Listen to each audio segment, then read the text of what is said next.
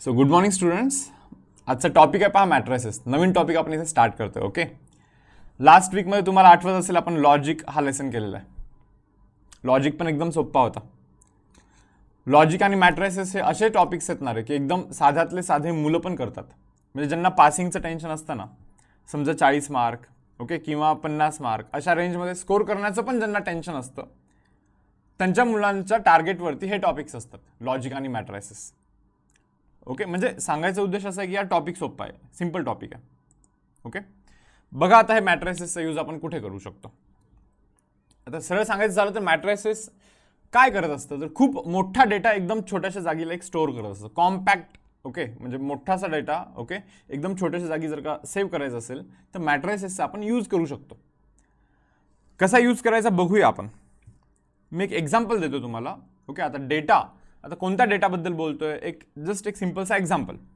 मला ना आता काय करायचं आहे पहा, चिंचवडचा जो आपला ब्रांच आहे ओके, मॅट्रिक्सचा जो चिंचवडचा ब्रांच आहे त्याचा आपल्याला खर्च ट्रॅक करायचा असं समजा. तुम्ही इथं चेक करायचं यार की एक्सपेंडिचर कुठे कुठे झालेलं, म्हणजे काय काय झालेलं आहे नाही का, हे चेक करायचं आहे मला. माझ्याकडे एक असा वे आहे, मी काय करीन माहिती का, लिस्ट बनवत राहीन असं. नंबर 1, आज काय खर्च झाला. समजा आता एप्रिल मंथ आहे, आता मी एप्रिलचं रेंट भरलं, से फॉर एक्झाम्पल एक 60,000 रुपीज मी रेंट भरलं एप्रिल मंथचं. मी म्हणलं ठीक आहे. नंबर 2, रेंट झाला.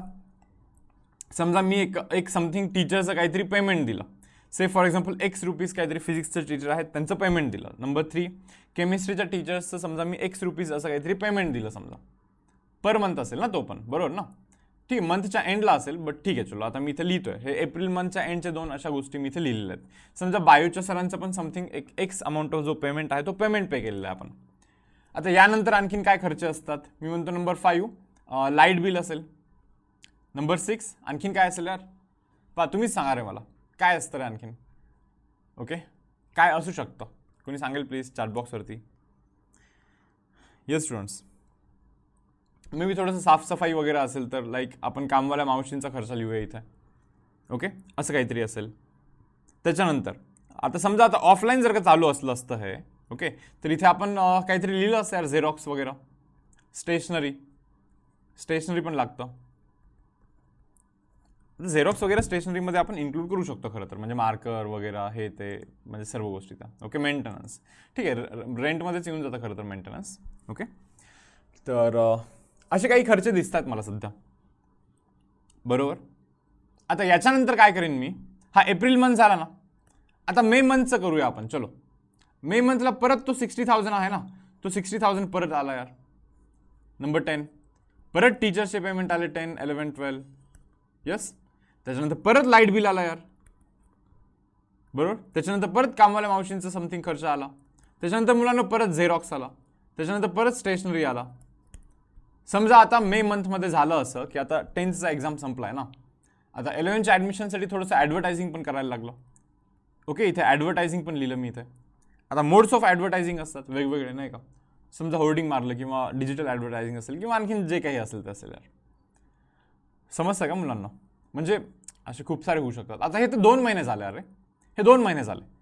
असंच 3ऱ्या महिन्याचं लिहा, असंच 4थ्या महिन्याचं लिहा, असंच 5व्या महिन्याचं लिहा. इतका मोठा डेटा बनतो ना हा. ओके, जीवावरती येतं एंडला जाऊन हे सर्व ट्रॅक करणे. ओके, खूप अवघड आहे ना, समजतं तुम्हाला हे. मी जरा हे रब करतोय काय, मी हे सर्व रब करतोय. या ऐवजी जर का असं केलं असतं तर इथे मी काय लिहितो पहा, इथे मी लिहितोय रेंट, बरोबर. इथे मी लिहितोय फिजिक्स टीचर. ओके, इथे मी लिहितोय से फॉर एक्झाम्पल केमिस्ट्री टीचर. इथे मी लिहितोय चलो मॅथमॅटिक्स, माझं पण नाव इथे लिहितोय. इथे मी लिहितोय बायोचे टीचर. त्याच्यानंतर ठीक आहे, आता एक सब्जेक्ट मी जस्ट इथून कट करतो कारण की हे कॉलम संपतील अदरवाईज नाही का. 2 सब्जेक्ट मी कट करतोय बरं, बट समजून घ्या तुम्ही प्लीज. ओके, इथे मी लिहितोय लाईट बिल. इथे मी लिहितोय स्टेशनरी. ओके, आणि इथे लिहितोय मुलांना मी समथिंग ॲडव्हर्टायझिंग वगैरे, जो एक्स्ट्रावाला खर्च, अदरवाला खर्च जो काही आहे तो. आता कामवाल्या मावशींचं राहिलं खरं तर, पण ठीक आहे यार चलो समजून घ्या फक्त. आणि इथे मी काय करतोय पहा.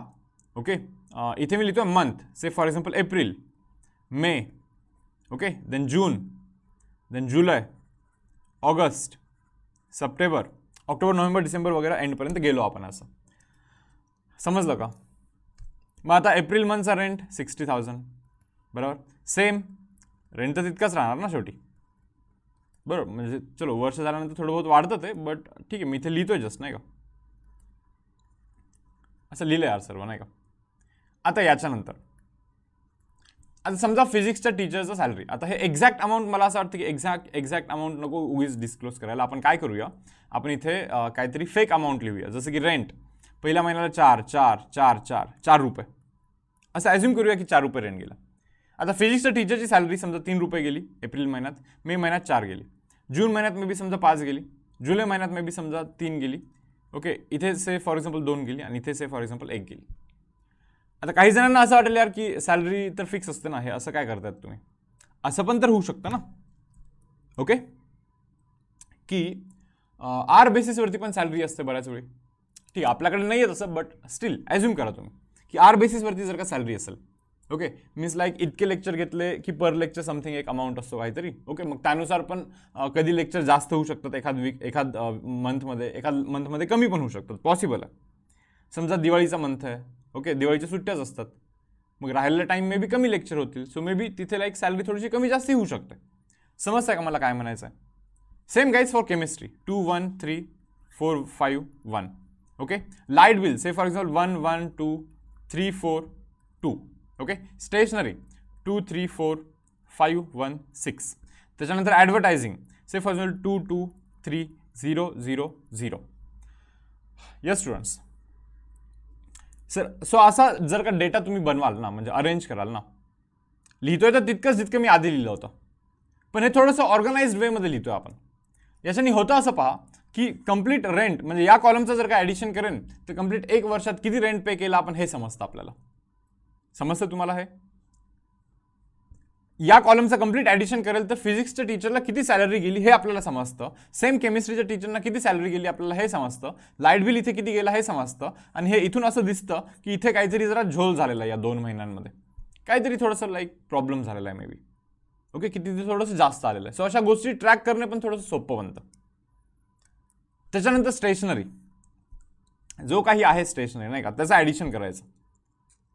त्याच्यानंतर ॲडव्हर्टायझिंगचा जो काही खर्च सुरुवातीच्या 3 महिन्यामध्ये जास्त, नंतर काही नाही केलं आपण समजा, मे बी असं होऊ शकतं. हे कशासाठी लागत असतं मी तुम्हाला हे सांगतो. से फॉर एक्झाम्पल एक नवीन ब्रांच सुरू केली आपण क्लासची, ओके, अजमेराला. तर इथे एक नवीन ब्रांच आपण सुरू केली अजमेराला. मी म्हटलं ठीक आहे चलो ओके. पण ज्यावेळेस आपण ब्रांच स्टार्ट करतो त्यावेळेस या काही गोष्टी पाहतो की नाही, की यार ब्रांच तर सुरू करायची बट काय कोटेशन असतं वगैरे, या सर्व गोष्टी पाहायला लागतात. की म्हणजे 1 वर्षाचं प्रोजेक्शन असतं ना, की म्हणजे किती रुपये खर्च होऊ शकतात. सो किती बिझनेस ॲटलिस्ट मिनिमम किती बिझनेस आला पाहिजे, रेव्हेन्यू जनरेट झाला पाहिजे, सो दॅट ते स्मूथली रन होईल. बरोबर, या गोष्टींचा विचार करायला लागतो. मग विचार करायचा कसा, डेटाच नसेल तर विचार कसा करणार. सो हा आहे तुमचा डेटा, हा तुमचा डेटा इथे मॅट्रिक्सच्या फॉर्ममध्ये. मग हा जो काही डेटा आहे करा याचा यूज, याला बेंचमार्क कन्सिडर करा आणि पुढच्या ब्रांचला याचा यूज करा. म्हणजे समजा माझा एक फ्रेंड आला आणि मला म्हणतोय की अरे तू जसं क्लास रन करतोय समज, मला पण तसं आता क्लास रन करायचा आहे, बरोबर. मग मी तर त्याला असे काही गोष्टी सांगेन ना यार, की बाबा इतका खर्च होतो बघ, इतकी तयारी ठेव व्यवस्थित, नाही का. रेंटला इतके जातात, टीचरला इतके जाऊ शकतात, असं जातं, हे जातं, एवढा खर्च होतो. सो काहीतरी यार एक डेटा मी त्याला प्रोव्हाइड करतो, सो दॅट त्याला थोडंसं इझी बनेल प्लॅनिंग करण्यासाठी. येस स्टुडंट्स, गोष्टी समजतात का तुम्हाला मला काय म्हणायचं आहे, क्लिअर आहे. आता ही गोष्ट इथेपर्यंत सीमित नाही राहत. आता सांगतो आणखीन एक पॉईंट सांगतो मी तुम्हाला, पहा काय आता लक्षात. आता हा झाला चिंचवडचा डेटा. आता समजा जर का शाहूनगरचा डेटा इथे मेन्शन करायला लागला आपल्याला, शाहूनगर किंवा समजा निगडीचा डेटा मेन्शन केला आपण, ओके, कोणत्याही ब्रँचचा एका सर्टन दुसऱ्या ब्रँचचा एक डेटा परत मेन्शन करतोय मी. त्याच्यासाठी एक वेगळा मॅट्रिक्स बनवतोय, पण आता वेगळ्या मॅट्रिक्ससाठी इथे जागा नाही आहे हे समजून घ्या. तर मी काय करतोय, इथेच टाकतोय सर्व गोष्टी. समजा रेंट गेला 3 3 3 3 3 3. आता से फॉर एक्झाम्पल निगडीला रेंट 3 रुपीज गेलेला आहे, बरोबर. आता निगडीला समजा फिजिक्सच्या टीचरचं सॅलरी समजा मे बी असं 4 3 1 2 3 मे बी 4 गेला, ओके. त्याच्यानंतर केमिस्ट्रीच्या टीचरचं सॅलरी निगडीला मे बी समजा 4 5 4 5, ओके, 5 3 असं समथिंग काहीतरी गेलं. Light bill say for example 4 3 1 3 5 then त्याच्यानंतर 3 असं काहीतरी गेलं. स्टेशनरी से फॉर एक्झाम्पल 1 2 3 1 1 1 असं काहीतरी गेलं. आणि ॲडव्हर्टायझिंगवरती जो खर्च आहे ना तो समजा 5 5 5. ओके 0 0 0 असा गेला. ॲज्युम करा 1-2 मिनिटासाठी हे असं झालं. तुम्हाला समजायचं आहे की यार ज्यावेळेस आपला हा टेबल आहे ना, हा ज्यावेळेस मी कट करेन ना, मग तो रेडवाला जे दिसतो तसा टेबल तुम्ही इमॅजिन करा. सगळ्या ब्लूवाल्या एंट्रीज तुम्ही प्लीज निग्लेक्ट करा इथून. आता फक्त आणि फक्त रेडवाल्या एंट्रीज पाहिजेत तुम्हाला. मग तो जो दुसरा मॅट्रिक्स असेल असा, तो आपल्या दुसऱ्या ब्रँचचा लाईक हा डेटा आहे.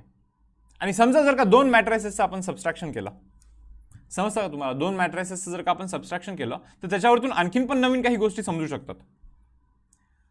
समजतं का? म्हणजे समजा मायनस केलं मी, 2 मॅट्रायसेसला मायनस केलं असं. तुम्हाला माहिती ना, हे एक मॅट्रिक्स इथे असतो मायनस, दुसरा मॅट्रिक्स इथे असतो. मग मायनस केल्यानंतर इथे 4 1 2 3 1 2 1 1 1 असं असेल. ॲज्युम करा फक्त 2 1 3 1 1 2 1 1 2 3 1 2 असं काही असेल. So 4 minus of 2 is 2, 1 minus of 1 is 0, 2 minus of 3 is -1. हे समजतं का? असं मॅट्रायसेसचं मल्टिप्लिकेशन केलं समजा. म्हणजे इथे मी मल्टिप्लिकेशन नाही, सबस्ट्रॅक्शन केलं समजा. आता हे मॅट्रायसेसचं सबस्ट्रॅक्शन केल्यानंतर समजतं काय माहिती का? हा जो डिफरन्स आहे 1 1 1 1 1, याच्यावरनं हे समजतं तुम्हाला एक कम्पेअर करण्यासाठी एक डेटा बनतो परत, की यार म्हणजे चिंचवडमध्ये 1 रुपये जास्त देतो तू. समजतं का? ओके. आता पहा, फिजिक्सच्या टीचरचं सॅलरी हे इथे काय जे असेल, इथे काय जे असेल, बघतोय आपण, कम्पेअर करतोय की मे बी कुठे जास्त तर नाही जात ना. म्हणजे से फॉर एक्झाम्पल जर का चिंचवडमध्ये फिजिक्सच्या टीचरची सॅलरी समजा 4 रुपये गेली, 50 रुपये गेली वर्षभरात, आणि समजा निगडीमध्ये पण 51-52 गेली, तर मी म्हणलं ठीक आहे यार, असं ॲज सच काही जास्त डिफरन्स नाही आहे. ओके. सो बेंचमार्क बनतो. सेम केमिस्ट्रीचा समजा जर का चिंचवडला 30 गेला आणि समजा निगडीला 50 गेला, मग समजून घ्यायचं तुम्हाला यार की डिफरन्स चांगलाच मोठा आहे. सो काहीतरी लाईक म्हणजे विचार केला पाहिजे त्याच्यावरती. बरोबर. सेम लाईट बिल, स्टेशनरी, या सर्व गोष्टी तिथे. ॲडव्हर्टायझिंग झाला, इथे थोडंसं जास्त आहे, इथे थोडंसं मे बी कमी आहे. सो मे बी थोडंसं लाईक कम्पेअर करण्यासाठी हा डेटा बनत असतो. असं म्हणजे इतकं व्यवस्थित तुम्ही सर्व डेटा अरेंज करू शकता ना मॅट्रायसेसमध्ये. ओके. सो दॅट अख्ख्या वर्षभराचा पण डेटा कम्पेअर करून कन्क्लुजन काढण्यामध्ये खूप लाईक फिजिबल होतं हे कन्क्लुजन काढणं, किंवा खूप इझी बनतं हे असं करणं. येस स्टुडंट, समजतं का तुम्हाला हे? कोणाला काही सांगायचं चॅटबॉक्सवरती? मीच बोलत चाललोय. सो काही तुमचे व्ह्यूज काय रे बाबा, तुम्हाला समजत आहे का रे जे शिकवतोय ते? यूज समजला का तुम्हाला? आता कम्प्लीट लेसन होईपर्यंत. ओके. आता मला यूज नाही विचारायचा मॅट्रायसेस, ठीक आहे ना? हे कुठे वापरतो आपण, असं नाही करायचं. आता जो आपला कंटेंट आहे ना तो सुरू करणार आहे आता. बरोबर. असे समजा जर का 4 मॅट्रायसेस असतील, एक असेल निगडी, एक असेल कोहिनूर, एक असेल चिंचवड, एक असेल शाहूनगर, आणि सर्वांचं ज्यावेळेस आपण ॲडिशन करतो, सर्व कॉलमचं, सर्व रोचं, सर्वांचं ॲडिशन केलं, तर तुम्हाला हे समजेल की यार किती बजेट असलं पाहिजे. समजतं का तुम्हाला? म्हणजे रेंटचं अख्खं मॅट्रिक्समधून रेंट किती चाललं आहे. बरोबर. अख्ख्या मॅट्रिक्समधून फिजिक्सच्या सॅलरीची टीची, केमिस्ट्रीच्या टीचरची सॅलरी, लाईट बिल वगैरे, हे सर्व. ओके. आणि से फॉर एक्झाम्पल जर का असं समजलं की पर मंथ डेटा मिळतो, बरं, तो पर मंथ डेटा मिळतो. पर मंथ मिळणे पण का गरजेचं आहे? समजा बाय चान्स तुम्हाला जर का असं समजलं की यार पर मंथ समजा आपल्याला 15 लाख रुपीज लागत आहे, म्हणजे हे सर्व पे करण्यासाठी. बरोबर. मग ॲटलिस्ट ओके लाईक खिशामध्ये 3 महिन्याचे तरी पैसे असले पाहिजे की नाही, किंवा मॅट्रिक्सच्या अकाउंटमध्ये 3 महिन्याचे तरी पैसे असले पाहिजे की नाही मिनिमम. हे समजतं का तुम्हाला? कारण की आता पुढचं प्लॅनिंग जर का करायचं असेल आपल्याला डेफिनेटली, बरोबर, असं तर नाही करू शकत ना की रेंट नाही देणार आम्ही, नाही सॅलरी पण नाही देणार, असं पण नाही ना. सो प्लॅनिंग करण्यासाठी थोडंसं इझी बनतं. ओके. सो मी म्हणलं ठीक आहे चलो, काही हरकत नाही, आता जाऊया थोडंसं पुढे. आता डायरेक्टली स्टार्ट करूया यार आपण मॅट्रायसेस. ओके. तर बघा आता इथे काय काही ना ट्रान्सफॉर्मेशन डिफाईन केलेले आहेत. काही ट्रान्सफॉर्मेशन इथे डिफाईन केलेले असतात. ओके. जसं की रो ट्रान्सफॉर्मेशन आणि कॉलम ट्रान्सफॉर्मेशन, 2 टाईपचे ट्रान्सफॉर्मेशन आहेत. जसं की इथे पाहता, इथे काय म्हणतात ते, इंटरचेंज ऑफ एनी 2 रोज और एनी 2 कॉलम्स. मी तुम्हाला सांगतोय की कोणते ट्रान्सफॉर्मेशन्स व्हॅलिड आहेत मॅट्रायसेसमध्ये. ट्रान्सफॉर्मेशन म्हणण्यापेक्षा तुम्ही थोडंसं ऑपरेशन वगैरे असं पण समजू शकता. बरं, त्याला जसं की 2 नंबरमध्ये कोणते ऑपरेशन्स असतात रे? सांग बरं. ॲडिशन असतो, सबस्ट्रॅक्शन असतो, मल्टिप्लिकेशन असतो, डिव्हिजन असतो. बरोबर. मग मी 4 प्लस ॲपल जर का असं करेन आणि मी तुम्हाला विचारेन की यार हे सांगा काय बनतं 4 प्लस ॲपल काय, तुम्ही म्हणणार असं थोडी ना ॲडिशन होत असतं. ॲडिशनचे पण काही रूल्स आहेत ना रे. बरोबर ना. 2 नंबरमध्ये ॲडिशन होतं, काहीतरी रेस्ट्रिक्शन असतं त्यात, प्रत्येक ऑपरेशनचे समथिंग रेस्ट्रिक्शन असतात. बरोबर. सो नंबर प्लस नंबर्स करायला लागणार आहे तुम्हाला. सो सो सिमिलर वेमध्ये मुलांना मॅट्रायसिस ज्यावेळेस लँग्वेज डिफाईन केला त्याच्यामध्ये सेट ऑफ रूल्स जे काही आहेत ते रूल्स आपल्याला फॉलो करायचे. आज आपल्याला शिकायचं आहे की ते रूल्स काय आहेत किंवा ते ट्रान्सफॉर्मेशन काय आहेत. तर पहिला ट्रान्सफॉर्मेशन जो आहे तो म्हणतात पहा interchange of any two rows or any two columns. समजलं का? कोणत्याही दोन रोजला किंवा कोणत्याही दोन कॉलम्सला इंटरचेंज करण्याचा हा फर्स्ट ट्रान्सफॉर्मेशन आहे. से फॉर एक्झाम्पल 1 2 3 4 5 6 7 8 9 असा मॅट्रिक्स आहे आणि तुम्ही जर का असं लिहिलं पहा R1 changes to R2, R1 interchanges with R2 म्हणजे समजतं का R1 आणि R2 ला एकमेकांमध्ये आपण स्विच केला आहे.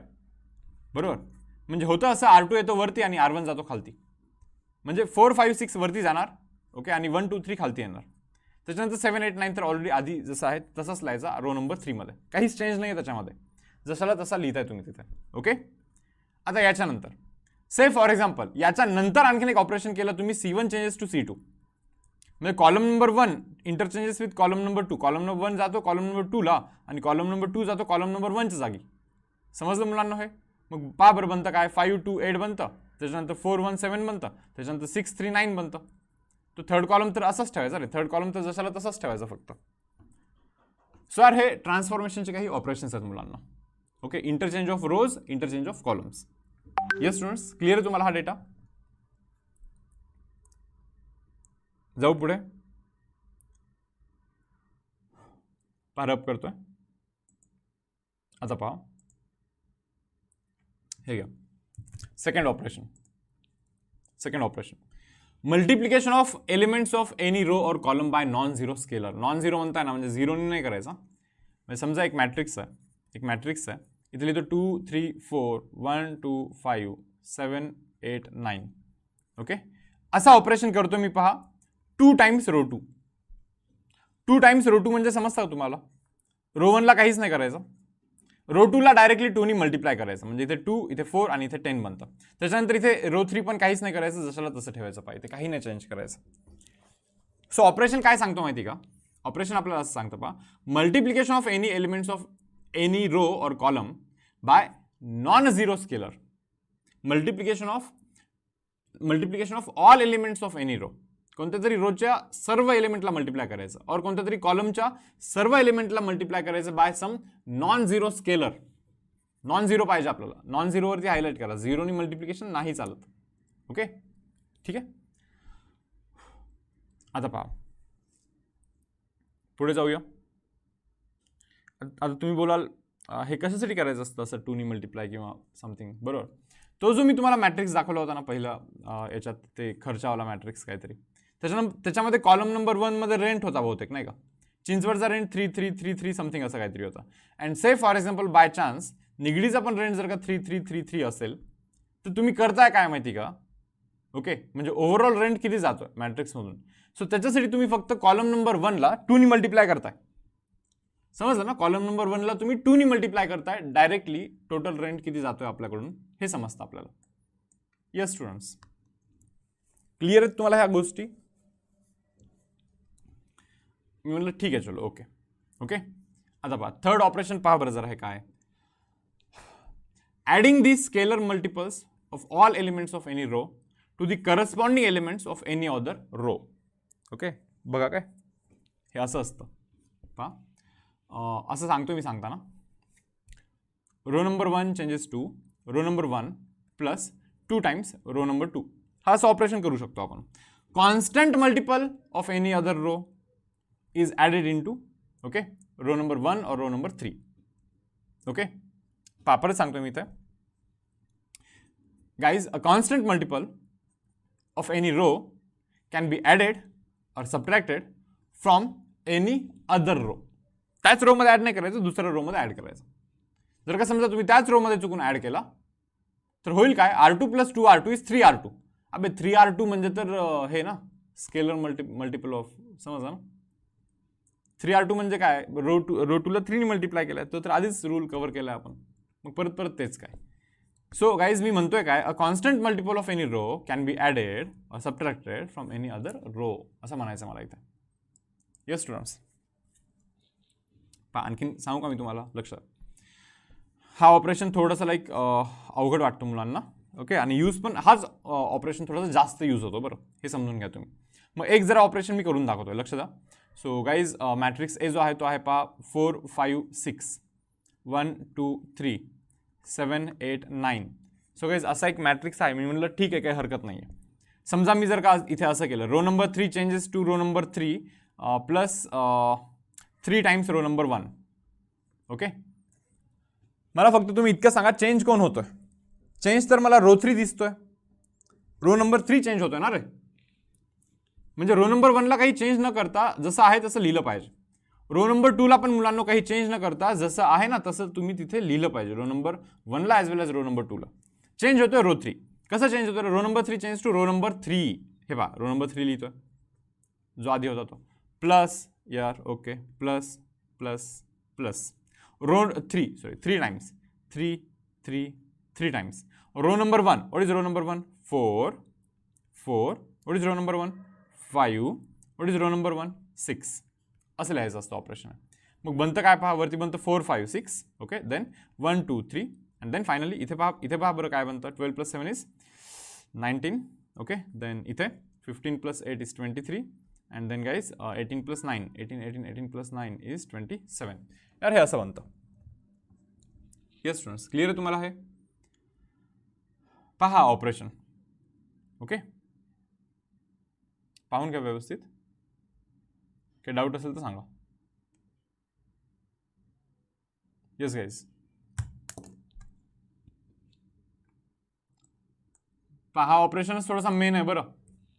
आणि किती लोकांना समजलेलं थोडंसं हँड रेस करून कळवाल का रे?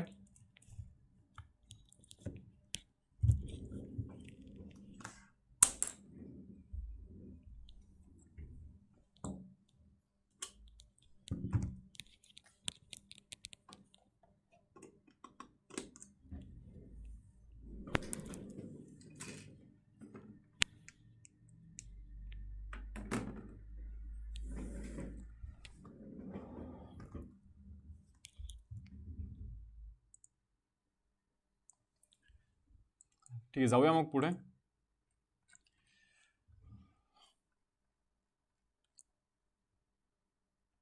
ठीक आहे, टॉपिक तसं सोपं आहे बरं. हा असा टॉपिक आहे की या टॉपिकमध्ये बोर्ड प्रिपरेशन आणि एंट्रन्स प्रिपरेशनमध्ये डिफरन्स थोडासा जास्त आहे. ओके, आत्तापर्यंत आपण जे काही टॉपिक शिकलेत ना रे, त्यांच्यामध्ये असं होतं की आपण जे टेक्स्टबुकमधून जे प्रिपेअर करायचं, ओके, एक्झॅक्टली ती गोष्ट एंट्रन्समध्ये पण जशाला जशी लागायची. पण हा असा टॉपिक आहे की आपण जे आता टेक्स्टबुकमध्ये शिकणार आहे, समजा टेक्स्टबुकमधून आपण जर का 100 गोष्टी शिकल्या तर त्यातल्या 100 नाही, फक्त मे बी 50 गोष्टीच एंट्रन्सला विचारल्या जातात. असा टॉपिक आहे हा. म्हणजे काही मेथड्स आहेत त्याच्यामध्ये, लेंदी मेथड्स. ओके, त्या बेसिकली एंट्रन्समध्ये विचारण्याचा स्कोपच नसतो. किंवा असं समजा तुम्ही एक इन्व्हर्स म्हणून एक आर्टिकल आहे. इन्व्हर्स फाइंड करण्याच्या 2 मेथड आहेत ॲक्च्युली. एक खूपच लेंदीवाला मेथड असतो ट्रान्सफॉर्मेशनवाला, आणि एक समथिंग एक ॲडजॉइंट मेथड म्हणून एक आहे. ओके, तो एक मेथड आहे. याच्यावरतीच क्वेश्चन केलं जातं एंट्रन्स एक्झामिनेशनमध्ये. याच्यावरती बिलकुल पण क्वेश्चन नाही केलं जात, कारण की क्वेश्चन बनतच नाही. असं समजा तुम्ही इथे क्वेश्चनच नाही बनत या मेथडवरती. म्हणजे असं होऊ शकतं पहा की तुम्हाला मॅट्रिसेस शिकते वेळी असं वाटू शकतं की थोडंसं लाईक म्हणजे बोर्डचं लाईक शिकतोय आपण इथे, असं या लेसनमध्ये फिलिंग तसं येऊ शकतो. बाकी लेसनमध्ये डेफिनेटली नाही आला पाहिजे, कारण की बाकी लेसनमध्ये असं असतं पहा की जो आपण लाईक कंटेंट शिकतो टेक्स्टबुकमधून ॲज इट इज एंट्रन्समध्ये पण लाईक तो व्हॅलिड असतो. इथे थोडंसं तो डिफरन्स आहे मॅट्रिसेस या लेसनमध्ये. ओके गाईज, सो जातोय पहा पुढे. तर पहा फर्स्ट एक्सरसाइज आहे पहा ही. Okay, weightage. येस, वेटेज 4 मार्क्सचा वेटेज आहे. MST CT मध्ये 4 मार्क्सचा वेटेज आहे. 2 क्वेश्चन विचारले जातात. ठीकठाक वेटेज. नासी हे पहा रे, क्वेश्चन नंबर 1. आणि JEE मध्ये तुम्हाला माहिती असेल एक विचारला जातो, म्हणजे असं पण होतं की बऱ्याच वेळी विचारला पण नाही जात. ओके, तुम्ही प्रिव्हियस JEE क्वेश्चन्स पाहाल ना, थोडेसे कमी आहेत मॅट्रिसेसमध्ये. एखाद असतं, बट कधी कधी तर असं असतं की एक लाईक तो पण हार्डली असतो कधी कधी. नॉसी काय रे, क्वेश्चन काय ते म्हणते, apply given transformation on each of the following matrices. अरे खूप सोपं आहे माहिती का. काय ट्रान्सफॉर्मेशन इथे ते म्हणतात रो 1 चेंजेस टू रो 2 म्हणे. काही नाही रे, रो 2 इथे रो 1ला जातो आणि रो 1 इथे रो 2ला येतो. बस करा मग. -1 3 1 0, बरोबर ना, डन ना. हा पहा सेकंड क्वेश्चन काय म्हणतोय. पहा एक मॅट्रिक्स दिला त्यांनी, काय दिलं रे, 1 -1 3, त्याच्यानंतर 2 5 4. आपल्याला ते सांगताय असं ऑपरेशन करायचं म्हणे. कसा, row 1 changes to row 1 minus of row 2 करायचं म्हणे. तुम्हाला समजलं ना. रो 2 म्हणजे 1 into row 2. A constant multiple of any row is added or subtracted from any other row. Valid आहे ट्रान्सफॉर्मेशन. करूया मग आता हे पहा. रो 1 चेंजेस टू आहे ना, म्हणजे रो 1 चेंज होणार आहे, म्हणजे रो 2 ला चेंज करण्याची काही गरज नाही यार. आता रो 1 कसा चेंज होतोय, रो 1 मायनस ऑफ, बरोबर ना. पहिले तर रो 1 लिहितोय पहा. रो 1 आहे हा असा, रो 1 मायनस ऑफ रो 2 लिहितोय मी इथे. रो 2 काय रे बाबा, इथे 2 आहे, इथे काय आहे 5 आहे, इथे काय आहे 4 आहे. मग बनतं काय जरा पहा बरं मुलांना. इथे 1 minus of 2 is minus of 1. Then इथे पहा बरं, -1 minus of 15 is minus of 16. इथे पहा रे 3 minus of 4 is minus of 1 here. Then इथे 2 5 4 आहेच आहे खाली, 2 5 आणि त्याच्यानंतर 4 खालती आहेच आहे. येस स्टुडंट्स, क्लिअर आहे तुम्हाला हे. हा असं ऑपरेशन इथे केलेलं आहे. ओके, एकदम फालतू ऑपरेशन्स आहेत असं समजा तुम्ही. खूपच सोपं आहे, काहीच अवघड नाही याच्यामध्ये. मला वाटतं मी जरा पुढे जातो फास्ट. पहा हे येईल का रे, कॉलम 1 चेंजेस टू कॉलम 2. काय विषय आहे का तो. ओके, कॉलम 1 आणि कॉलम 2 मध्ये इंटरचेंज करा. 4 3 आधी लिहितो आणि 5 1 नंतर लिहितोय. ओके, 4 3 आधी लिहिणार आणि 5 1 हे थोडंसं नंतर लिहिणार. Column 1 interchanges with column number 2, बरोबर. याच्यानंतर इथे पहा row 1 interchanges with row number 2. काय अरे, रो 1 इथे जातो, रो 2 इथे येतो खालती. मग बनणार काय पहा बरं, 4 5 वरती जातो. ओके, आणि त्याच्यानंतर 3 1 खालती येतो. रो 1 इंटरचेंजेस विथ रो 2 असं केलेलं आहे आपण इथे. सो ते म्हणताय व्हॉट डू यू ऑब्झर्व. बहुतेक झालं असं आहे की इथे कॉलम 1 कॉलम 2 चेंज केल्यानंतर पहा ना, हा जो कॉलम नंबर 2 आहे 4 3 वाला, तो कॉलम नंबर 1च्या ठिकाणी लिहायचा, आणि तो 5 1 जो आहे तो कॉलम नंबर 2च्या ठिकाणी लिहायचा. आणि आपल्याला ऑब्झर्वेशन काय आहे माहिती का, की हे दोन्ही मॅट्रायसेस जे बनलेले आहेत हे दोन्ही सेम आहेत. इतका छोटासा ऑब्झर्वेशन तुम्हाला तिथे लिहायचं आहे, बस, बाकी काही नाही आहे. पहा ना, दोघे सेम दिसतात ना, एक्झॅक्टली सेम दिसतात. ओके, क्लिअर आहे. 16 कसं आला असं म्हणलं, कोणतं 16 रे, काही रॉंग केलं होतं का मी यार. मे बी कॅल्क्युलेशन काही मिस्टेक झालं असेल तर प्लीज अवॉइड करा. ओके, हा मी मल्टिप्लिकेशन केलेलं का बहुतेक. अरे हां, ते मल्टिप्लिकेशन केला होता का मी, असं काही केलं का चुकून, मला एक्झॅक्टली माहीत नाही. अच्छा, हां, चुकून एक काहीतरी मिस्टेक केलं होता बहुतेक मी कॅल्क्युलेशनमध्ये लास्टच्या सममध्ये, बरोबर. चलो आता घ्या क्वेश्चन नंबर 4. अरे क्वेश्चन नंबर 4 पहा बरं. पहा फर्स्ट मॅट्रिक्स जो आहे ना, ते म्हणताय असं आहे 1 2 -1. दिस फर्स्ट मॅट्रिक्स आहे 0 1 3. हा आपला फर्स्ट मॅट्रिक्स आहे आणि याला ना आपल्याला 2 टाइम्स C2 करायचं आहे. म्हणजे काही कॉलम नंबर 2 ला 2 नी मल्टिप्लाय करायचं. So A is equivalent to असं लिहायचं असतं बरं मुलांना. कारण की आता मॅट्रिक्सवरती ऑपरेशन केलं तर त्या मॅट्रिक्सची व्हॅल्यू तीच नाही राहणार ना, A वेगळी होणार आहे काहीतरी. बट ज्यावेळेस तुम्ही कॉलम नंबर 2 ला मल्टिप्लाय करताय 2 नी, कॉलम नंबर 1 तर तसंच ठेवायचा. कॉलम नंबर 2 ला जर का 2 नी मल्टिप्लाय केलं तर 4 2 होतो. पार इथे -1 3 होतो. इथे तसंच ठेवला, काही चेंज नाही केला आपण. सो हा ऑपरेशन आपण इथे केलेला आहे. याला बोलूया आपण इक्वेशन नंबर 1. त्याच्यानंतर एक सेकंड मॅट्रिक्स बोलतायत ते B. काय आहे माहिती का सेकंड मॅट्रिक्स, तो आहे पहा 1 0 2. ओके, त्याच्यानंतर आहे पहा 2 4 5 असा आहे. याला ना आपल्याला -3 टाइम्स रो नंबर 1 करायचा होईल का पहा बरं. B is equivalent to row number 1 ला -3 नी मल्टिप्लाय करायचं. रो नंबर 1 ला -3 नी मल्टिप्लाय करायचं. So -3 0 then -6 then 2 then 4 then 5. काही नाही, रो नंबर 1 ला फक्त -3 नी मल्टिप्लाय करायचं. अरे पहा ना, -3 नी मल्टिप्लाय करायचं, जो बनेल तो बनेल. याला बोलूया यार इक्वेशन नंबर 2. आणि आता आपल्याला ते असं सांगतात find addition of this 2 new matrices. काय नाही, या दोघांचं ॲडिशन करायचं आहे म्हणे.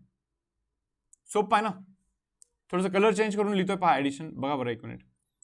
तर 2 मॅट्रायसेसच्या मुलांना आपल्याला इथे ॲडिशन करायचं. सो गाईज फर्स्ट मॅट्रिक्स जो आहे तो आहे पहा 1 4 -1 देन 0 2 3 प्लस करतोय. सेकंड मॅट्रिक्स काय रे, -3 0 6 -3 0 -6 बरोबर. त्याच्यानंतर 2 4 5. करा या दोघांचं ॲडिशन. काय बनतो, 1 + -3 is -2 4 + 0 is 4 -1 + -6 is -7 here 0 + 2 is 2 then 2 + 4 is 6 here 3 + 5 is 8 guys. बरोबर ना, बनतो हा ॲडिशन असा. म्हणजे त्यांनी जे सांगितलं ते केलं रे आपण. जाऊ ना मग मी पुढे. थोडंसं हँड रेस करून कळवाल का किती लोकांना हे समजत आहे. तर असं नको व्हायला की मी शिकवतोय फुल बाउन्सर चालू आहे सर्व काही. Yes please. कळवाल का मुलांना? ओके चालू आहे ना सर्व?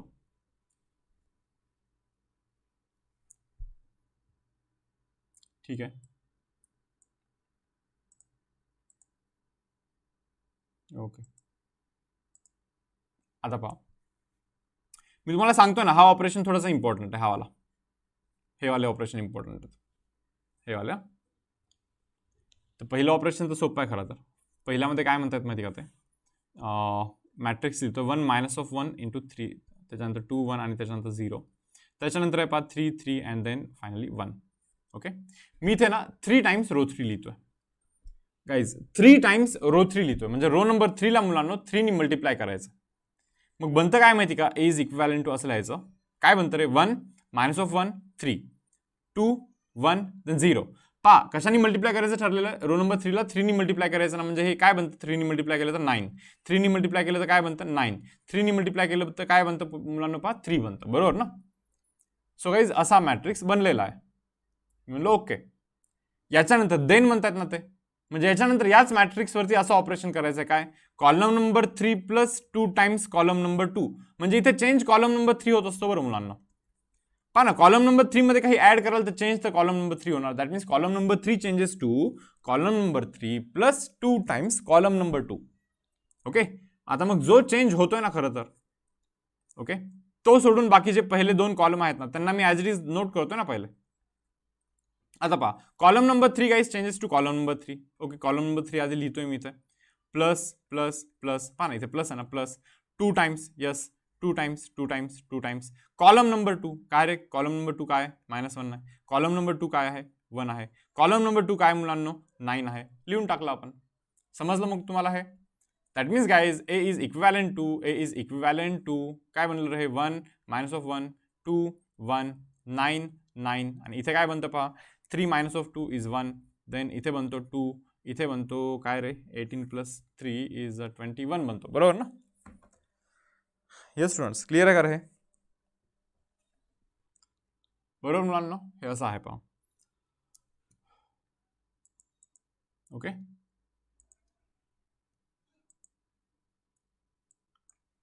पाहून घ्या व्यवस्थित.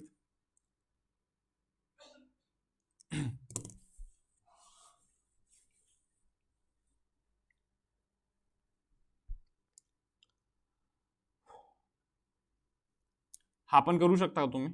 क्वेश्चन नंबर 6 सेम असतं, मॅट्रिक्स आहे दोन्ही. पहा ना, हा मॅट्रिक्स आणि हा मॅट्रिक्स सेम आहे बरं. इथे हा ऑपरेशन आधी केला, त्याच्यानंतर हा केला. इथे तो दुसरा आधी केला आणि तो पहिला नंतर केला. सेम ऑपरेशन करून बघा, बघा एंड रिझल्ट सेम येतो का. एंड रिझल्ट मुलांना सेम येतो का हे आपल्याला क्रॉस चेक करायचं आहे. समजतं का तुम्हाला हे.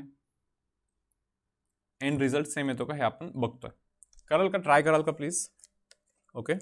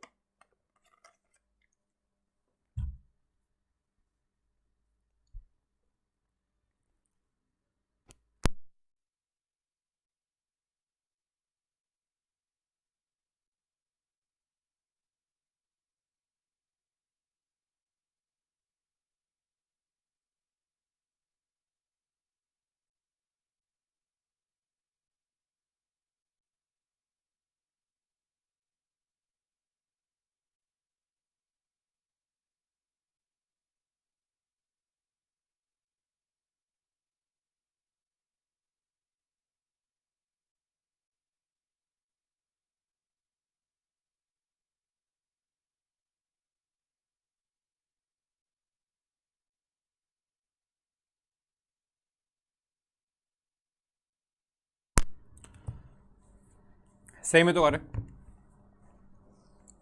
ते म्हणता काय कन्क्लूड करताय म्हणे, एक्झाम्पल नंबर 5 आणि एक्झाम्पल नंबर 6 वरून काय कन्क्लूड करतोय की ऑपरेशन पुढे मागे झाले तरी चालतं, ट्रान्सफॉर्मेशन लाईक पुढे मागे होत असेल तरी चालतं. म्हणजे फर्स्ट ऑपरेशन आणि सेकंड ऑपरेशन केलं काय, किंवा सेकंड ऑपरेशन आणि फर्स्ट ऑपरेशन केलं काय, ॲज सच काही फरक पडतो का, नाही पडत.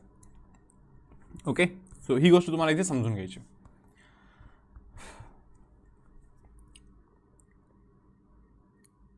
जाऊ पुढे. पहा असं दिसतं की पहिला एक्सरसाइज आज संपून जाईल आजच्या लेक्चरमध्येच, नाही का. तर हे पहा असे 3 क्वेश्चन्स आहेत आणखी 7, 8 आणि त्याच्यानंतर 9. ओके, बघा 7 मध्ये काय म्हणतात. आता हे जे ट्रान्सफॉर्मेशन आहेत ना, हे जे टास्क आहेत 7, 8 आणि 9 मधले टास्क, हे आपल्याला पुढे लागणार आहे इन्व्हर्स काढण्यासाठी, म्हणून हे थोडंसं इम्पॉर्टंट बनतं. आता ते म्हणतात use suitable transformation on this matrix to convert it into upper triangular matrix. आता या काही गोष्टी तुम्हाला समजून घ्यायला लागतील मुलांनो, की हे अप्पर ट्रायंगुलर, लोअर ट्रायंगुलर, हे मॅट्रिसेसचे जे टाइप्स आहेत ना, हे मला असं वाटतं थोडंसं शॉर्टमध्ये रिव्हिजन केलं तर बरं पडेल. ओके, मी जस्ट चेक करतोय की आहे का रे बाबा इथे कुठे. यस, हां मुलांनो, मॅट्रिसेस आहे ना, एकदम टाइप्स ऑफ मॅट्रिसेस जो आर्टिकल आहे ना, त्याचं एकदम शॉर्टमध्ये रिव्हिजन करूया आपण. सर्व टाइपचे मॅट्रिसेस जरा परत बघून घेऊया. 11th स्टँडर्डमध्ये आपण हे ऑलरेडी शिकलेलं आहे. नंबर 1, रो मॅट्रिक्स दिसतो का, रो मॅट्रिक्स. मग त्याच्यामध्ये फक्त एक रोज प्रेझेंट असतो. अरे समजतं. हे पहा, ऑर्डर पण इम्पॉर्टंट आहे बरं. ऑर्डर ॲक्च्युली मी तुम्हाला सांगितलं नाही ना. 1 2 3, 1 2 4, 1 5 6, 7 8 9. हा जो मॅट्रिक्स तुम्हाला दिसतोय, किती रोज आहेत रे इथे. 1 2 3 4. So guys there are 4 rows. 4 rows by column किती आहेत. 1 2 3, 3 कॉलम आहेत. सो 4/3 असं म्हणायचं असतं त्याला. म्हणजे हे मॅट्रिसेसचं जे, या मॅट्रिक्सचं जे ऑर्डर आहे ना, तो आहे 4/3. पहिले रोज मेन्शन करायचे, त्याच्यानंतर कॉलम्स मेन्शन करायचे. जसं की इथे पाहू शकता तुम्ही, रो मॅट्रिक्स म्हणजे फक्त रो प्रेझेंट असतो. पहिला रो मेन्शन करायचं, त्याच्यानंतर 1 2 कॉलम 2 मेन्शन करायचं. एकच रो आहे, 1 लिहायचं. कॉलम 1 2 3, 3 कॉलम येतात म्हणून इथे 3 लिहायचं. So guys is row matrix. त्याच्यानंतर कॉलम मॅट्रिक्स आहे, म्हणजे फक्त एक कॉलम असतो प्रेझेंट. म्हणलं ओके. याच्यानंतर पहा झिरो मॅट्रिक्स. ऑलरेडी हे सर्व कव्हर झालेलं बरं आपलं 11th मध्ये. झिरो मॅट्रिक्समध्ये सर्वजण झिरो असतात. सर्वजण झिरो असतात मी झिरो मॅट्रिक्स. स्क्वेअर मॅट्रिक्स पहा. स्क्वेअर मॅट्रिक्समध्ये काय असतं, number of rows and number of columns identical असतात, सेम असतात. 1 2 3, 3 रोज आहेत तर 3 कॉलम्स पण आहेत. सो 3/3. 2 रोज आहेत ओके, तर 2 कॉलम्स पण आहेत. सो 2/2. समजलं हो तुम्हाला स्क्वेअर मॅट्रिक्स काय. Number of rows and number of columns identical असले पाहिजे, याला बोलतो आपण square matrix. Then diagonal matrix पहा. अरे डायगोनल मॅट्रिक्स काय असतो माहिती का, की डायगोनल एलिमेंट असतात काहीतरी, बाकी सर्व झिरो असतात.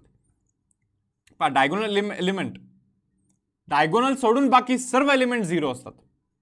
डायगोनल गाईज, डायगोनल सोडून बाकी सर्व एलिमेंट झिरो असतात. इव्हन डायगोनलवाला एलिमेंट पण झिरो असेल तरी काही लोड नाही आहे बरं. डायगोनलमधले 2 जरी झिरो असेल किंवा 3 जरी झिरो असेल तरी ॲज काही प्रॉब्लेम नाही आहे. ओके, तरी आपण त्याला डायगोनल मॅट्रिक्स म्हणू शकतो. सो डायगोनल मॅट्रिक्समध्ये असं असतं मुलांना, की डायगोनल सोडून बाकी सर्वजण झिरो असले पाहिजे. ओके, पहा ना, every non diagonal element is zero. Non diagonal element zero असलं पाहिजे. डायगोनल एलिमेंट बद्दल ते ॲज काही बोलत नाहीयेत, समजलं. म्हणजे डायगोनल एलिमेंटमध्ये पण 1-2 झिरो असेल, काही लोड नाही आहे तुम्हाला, नाही का, म्हणू शकतो आपण त्यांना. ना scalar matrix. Scalar matrix is a diagonal matrix. पहा डायगोनल सोडून बाकी सर्व झिरो आहे, पण डायगोनलमध्ये जे प्रेझेंट आहे ना, ते सेम प्रेझेंट आहेत व्हॅल्यूज.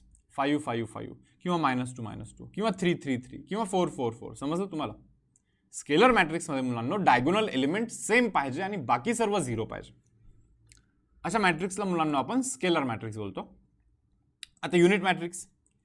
युनिट मॅट्रिक्समध्ये काय असतं पहा, unit matrix is a scalar matrix. म्हणजे डायगोनल तर आहेच आहे, डायगोनल मॅट्रिक्स राहायच आहे, डायगोनल प्रेझेंट आहे, बाकी सर्व झिरो आहे, बरोबर. डायगोनल तर राहायचं आहे, त्याच्यानंतर डायगोनल सेम पण आहे. डायगोनल सेम असणे म्हणजे स्केलर. त्याच्यामध्ये पण परत 1 1 1च जर का असेल तर अशा मॅट्रिक्सला मुलांना आपण युनिट किंवा आयडेंटिटी मॅट्रिक्स म्हणतो. समजलं तुम्हाला. जर का डायगोनल एलिमेंट सेम असतील ना, पूर्णपणे जर का सेम असतील, तर अशा मॅट्रिक्सला आपण युनिट ऑर आयडेंटिटी मॅट्रिक्स असं बोलत असतो. यस स्टुडंट्स, क्लिअर आहे का तुम्हाला हे. पुढे जातोय. Upper triangular matrix.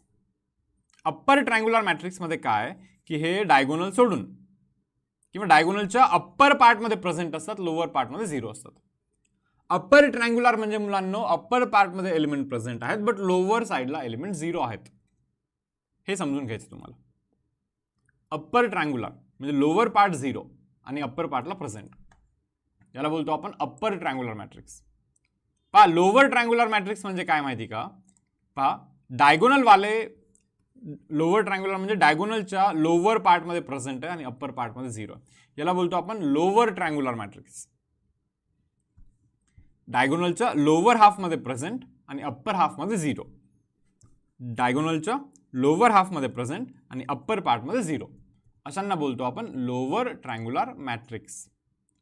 हे पहा, ट्रायंग्युलर मॅट्रिक्स म्हणजे काय? A square matrix is called triangular matrix if it is upper triangular और लोअर ट्रायंग्युलर. म्हणजे समजलं ना तुम्हाला? वेगळं लिहिण्याची गरज नव्हती खरं होते, बट समजलं ना? अप्पर ट्रायंग्युलर लोअर ट्रायंग्युलरला मिळूनच ट्रायंग्युलर मॅट्रिक्स म्हणत असतो आपण. Symmetric matrix. हे पहा, डायगोनल एलिमेंट आहे, दोन्हीकडे सेम सेम आहेत. पहा, एच एच, जी जी, एफ एफ, म्हणजे डायगोनलच्या इकडे तिकडे सेम सेम गोष्टी दिसतात. अशा मॅट्रिक्सला मुलांना आपण सिमेट्रिक मॅट्रिक्स बोलतो. समजतं का? डायगोनलच्या वरती जसा एलिमेंट आहे एक्झॅक्टली तसंच खालती पण. किंवा तुम्ही असं समजू शकता, याचं जर का आपण ट्रान्सपोज केला, ट्रान्सपोज म्हणजे समजतं ना, हे पहिला रो झाला पहिला column A H G, second row बनला सेकंड कॉलम म्हणजे H B F, third row बनला third column guys G F C.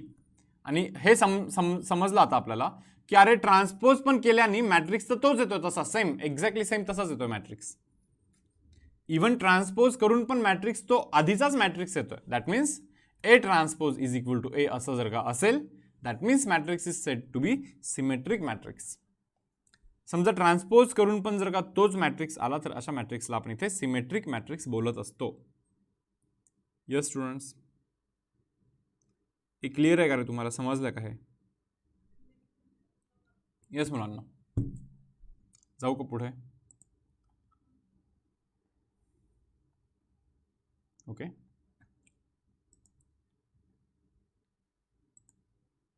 ठीक आहे. What is transpose? अरे ट्रान्सपोज म्हणजे काय? रोचा कॉलम करायचा आणि कॉलमचा रो करायचा, बस. ट्रान्सपोज हा एक operation actually. Okay, Rochak column convert करायचा आणि कॉलमचा रो बनवायचा.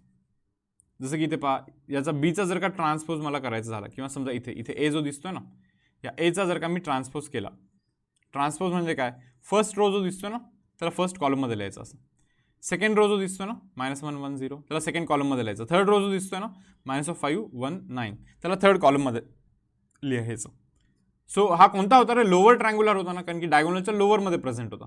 लोअर ट्रायंग्युलरचा ट्रान्सपोज जर का केला तर तो बनतो अप्पर ट्रायंग्युलर. अप्पर हाफमध्ये प्रेझेंट आहे, लोअर हाफमध्ये 0. समजलं हो तुम्हाला? हा असतो पहा transpose. Yes students. And finally skew symmetric matrix जो असतो तो काही नाही, डायगोनलला 0 असतात आणि इकडे इकडे अपोजिट असतं. इथे 4 असेल तर इथे -4, इथे -7 असेल तर इथे +7, इथे 5 असेल तर इथे -7. एक्झॅक्टली अपोजिट साईन असतं पहा, एक्झॅक्टली अपोजिट साईन. डायगोनल हा इथे प्रेझेंट, 5 असेल तर इथे -5. एक्झॅक्टली अपोजिट साईन करायचा डायगोनलच्या इकडे तिकडे. अशा मॅट्रिक्सला आपण स्क्यू सिमेट्रिक मॅट्रिक्स असं बोलतोय. येस, तर हे टाइप्स ऑफ मॅट्रिसेस होते जे की एकदम शॉर्टमध्ये आपण इथे रिवाइज केलं. जस्ट बिकॉज आपल्याला थोडं बहुत कुठे ना कुठे लागू शकतं इथं 12thमध्ये पण. ओके, तर ज्यांना टाइप्स ऑफ मॅट्रिसेस आत्ता 11thमध्ये तुम्ही केलंच नाही समजा आणि नाहीच समजलं, तर हवं तर व्हिडिओ परत पहा आणि प्रत्येक टाईपचे नोट्स बनवायचे शॉर्टमध्ये. ओके, लिहायचं व्यवस्थित की काय असतं टाइप्स वगैरे, नाही का? तर घ्या यार आता. यूज सुटेबल ट्रान्सफॉर्मेशन ऑन एक मॅट्रिक्स आहे, काय 1 2 3 4. सो गाईज या मॅट्रिक्सवरती ट्रान्सफॉर्मेशन यूज करायचं आणि कन्वर्ट करायचं याला in a upper triangular matrix. कशामध्ये कन्वर्ट करायचं मुलांना? यांना अप्पर ट्रायंग्युलर मॅट्रिक्समध्ये कन्वर्ट करायचं. अप्पर ट्रायंग्युलर म्हणजे काय रे? डायगोनलच्या वरती प्रेझेंट आणि खालती 0. बरोबर ना? अप्पर ट्रायंग्युलर म्हणजे वरती प्रेझेंट खालती 0, म्हणजे यार मला इथे 0 आणायचं. तुम्ही काही करा, इथे 0 आणा. सांगा एक ऑपरेशन. मला असं वाटतं इथे 0 आणायचा म्हणजे रो नंबर 2 चेंज केला पाहिजे. Row number 2 changes to row number 2 -3 times row number 1. मला तरी हे असं ऑपरेशन वाटतंय पहा. असं ऑपरेशन लाईक व्हॅलिड वाटतं मला. बघा ना तुम्ही, रो नंबर 2 मधून ज्यावेळेस रो नंबर 1चा 3 म्हणजे 3 इंटू रो नंबर 1 मायनस करू, 3 इंटू रो नंबर 1 म्हणजे 3 इंटू रो नंबर 1 म्हणजे 3 बनतं. मग 3 मधून 3 मायनस करू तर बनतं ना काम, 0 होऊन जातं ना. समजलं का हे? सो गाईज आता हे बनतं काय पहा. रो नंबर 1ला तर मी काही हात लावणार नाही आहे, रो नंबर 2ला चेंज करायचं इथे. So guys row number 2 changes to row number 2, row number 2 -3 times row number 1. बरोबर ना? Row number 2 changes to row number 2 जो की 4 आहे पहा इथे, -3 times row number 1. Row number 1 काय आहे बाबा? 2 आहे इथे, लिहितो इथे 2. That means A is equivalent to students. काय बनतं रे वरती 1 2 बनतं, 1 2 बनतं आणि खालती काय बनतं इथे 0 बनतं आणि इथे मुलांना -2 बनतं. बरोबर ना. 4 आणि -6 केलं तर -2 बनतं. येस स्टुडंट्स, बनला ना रे अप्पर ट्रायंग्युलरमध्ये. हे बघ वेदिका, तू म्हणते फर्स्ट कॉलमला मल्टिप्लाय बाय 0 केलं तर तू 3च ऑपरेशन आपण सांगितले होते मॅट्रायसेसमध्ये. त्याच्यामध्ये नॉन झिरो स्केलरनी मल्टिप्लाय करायचा एक ऑपरेशन होता, बट झिरोनी मल्टिप्लाय करायचं ऑपरेशनच नव्हता ना. जे रूल्स आपण डिफाईन केले आहेत ट्रान्सफॉर्मेशनमध्ये त्याच्यामध्ये झिरोनी मल्टिप्लाय करायचा रूल नाहीये. बरोबर.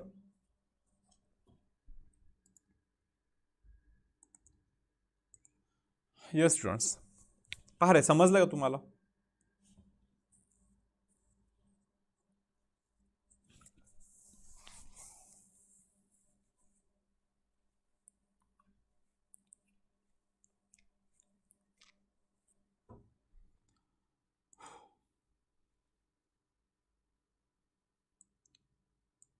निगेशन का दिलं असं म्हणतं. निगेशन नाही ते इक्वॅलेंट म्हणजे असं सिम्बॉल लिहितोय जस्ट इक्वॅलेंट टू म्हणून. रिझन काय की आता ए मॅट्रिक्सला जर का ऑपरेशन केलं तर तो आता ए नाही बोलू शकणार ना आपण त्याला. समजतं ना. ऑपरेशन केलं तर ते चेंज होणार आहे मॅट्रिक्स. बरोबर. तर बघा बरं हे असं लिहिलं पाहिजे दिसतं का हे. ए मॅट्रिक्सवरती जर का एक ऑपरेशन केला तर ए इज असं लिहायचं असतं हे. ओके. तो मॅट्रिक्स तसा राहत नाही परत. येस स्टुडंट्स, जाऊ का मग मी पुढे. बघा आता हे 2 सम्स बाकी आहेत आणखी. आता क्वेश्चन नंबर 8 पहा. ते म्हणतात convert into identity matrix by suitable row transformation. याला ना तुम्हाला आयडेंटिटी मॅट्रिक्समध्ये कन्वर्ट करायचं. आयडेंटिटी मॅट्रिक्स समजतं का तुम्हाला. हे पहा हे मॅट्रिक्स तर सध्या मला असा दिसतोय 1 -1 2 आणि त्याच्यानंतर 3. आयडेंटिटी मॅट्रिक्स म्हणजे 1 0 0 1 असं करायचं आहे मुलांना तुम्हाला. हे बरोबर ना यार. म्हणजे इथे 0 आणायचं रे मुलांना. तिथे 0 आणायचं. खूप सोपं आहे तिथे 0 आणणं. समजा मी column number 2 changes to column number 2 plus 1 times column number 1 असं केलं तर कॉलम नंबर 2 मध्ये कॉलम नंबर 1 जर का ऍड केलं तर असं म्हणायचं मला इथे. हे बघा कॉलम नंबर 1 असाच ॲज इट इज. बरोबर. Column number 2 changes to column number 2 बरोबर plus 1 time column number 1 means column number 1 लिहायचं इथे 1 2 पहा ना. कॉलम नंबर 1 1 2 असं आहे ना. असं जर का ऑपरेशन केलं मुलांना तर बनतं काय माहिती का 1 इथे 0 इथे 2 इथे 5 बनतं पहा. येस स्टुडंट्स, समजलं का रे. असं बनलेलं आहे. मी म्हणलं ठीक आहे ओके चलो. इथे 0 आणण्याचं ट्राय करायचं आपल्याला. आता तिथे 0 आणण्याचं ट्राय करायचं. तुम्हाला हा ऑपरेशन समजला का. इथे इथे इथे 0 कसा आणलाय आपण काही नाही रे. कॉलम नंबर 2 ला बरोबर ना. Column number 2 changes to column number 2 changes to column number 2 plus column number 1. Column number 1 फक्त ऍड केला आपण. A constant multiple of any column when added or subtracted into any other row or column. Okay. Constant multiple of row can be added into any other row. Constant multiple of any column can be added into any other column. हे असं operation आहे. करू शकतो आपण असं करूनच आपल्याला इथे 0 आलेला आहे.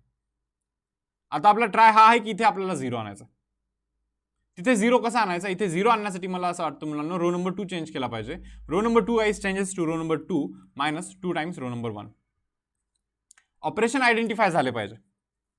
हे पहा रो नंबर 1 ला मी काहीच चेंज नाही करत आहे. बरोबर ना. रो नंबर 2 चेंज करताय ना तुम्ही. कसं चेंज करताय रे. Row number 2 change to row number 2 minus of 2 times row number 1. काय रो नंबर 1 पहा इथे रो नंबर 1 काय रो नंबर 1 काय असं आहे. मग बनतं काय 1 0. ओके. इथे काय रे इथे 0 बनतो की नाही 2 - 2 0 आणि इथे काय बनतो अरे मुलांना 5 बनतो. येस स्टुडंट्स, क्लिअर काय. पहा समजलं का.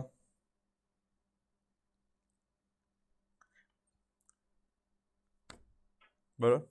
आता तुम्ही मला म्हणाल की हा आयडेंटिटी मॅट्रिक्स कन्वर्ट नाही झाला. पण आपण इथे असं करू शकतो ना रे. रो नंबर 2 ला मी 1 divide by 5 into row number 2 असं लिहू शकतो की नाही. म्हणजे एखाद्या रोला आपण एखाद्या स्केलरनी मल्टिप्लाय करू शकतो, असं ऑपरेशन आहे ॲक्च्युली. पहा रो नंबर 1ला काहीच नाही केलं, रो नंबर 2ला मी 5 ने डिवाइड करतो किंवा 1/5 ने मल्टिप्लाय करतो असं समजा. 0ला 1/5 ने मल्टिप्लाय कराल 0च राहतो, 5ला 1/5 ने मल्टिप्लाय कराल ना तर तो बनतो 1. सो 1 0 0 1 असं बनतो यार, 1 0 0 1 असं बनणार आहे तो. येस स्टुडंट्स, क्लिअर आहे.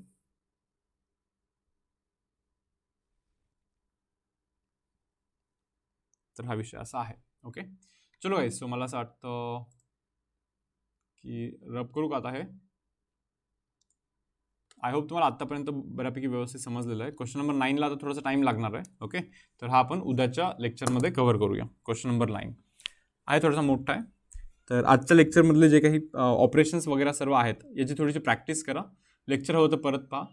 ओके, आणि त्याच्यानंतर उद्याच्या सेशनमध्ये आपण क्वेश्चन नंबर 9 कंटिन्यू करूया.